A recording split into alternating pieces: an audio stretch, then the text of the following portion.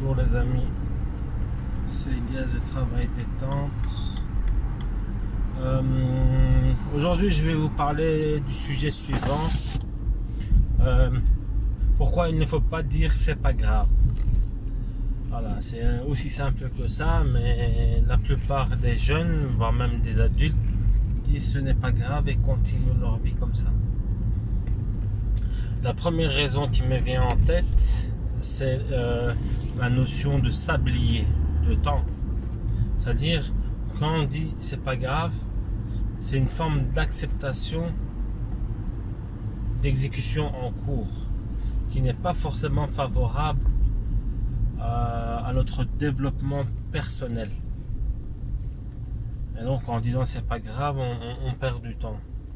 Par exemple, en disant c'est pas grave, je vais garder un boulot qui ne me permet pas de faire des marges pour épargner et de la suite investir, c'est de la perte de temps, c'est de la perte d'année. D'accord, on travaille, d'accord, on vit au jour le jour, on a de quoi subvenir à nos besoins, mais c'est pas assez.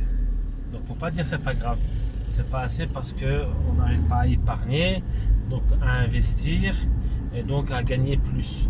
Et donc tout simplement on n'arrive pas, en disant c'est pas grave, à rentrer dans le cercle vertueux. Ça c'est la première raison. Donc c'est une perte de temps. Donc, on perd du temps, on perd son temps, sa vie en fait. Ça c'est la raison numéro 1.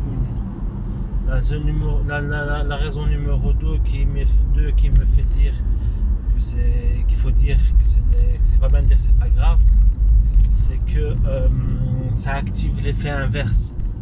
C'est-à-dire, tout le monde le sait dans le développement personnel, soit on évolue, soit on régresse.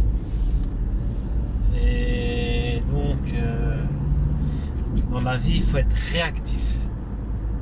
Comme une main mise sur une braise, il faut se rendre compte que c'est chaud et enlever directement sa main.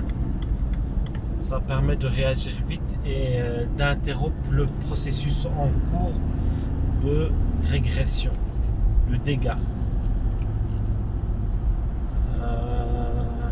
Voilà. C'est tout pour la vidéo d'aujourd'hui.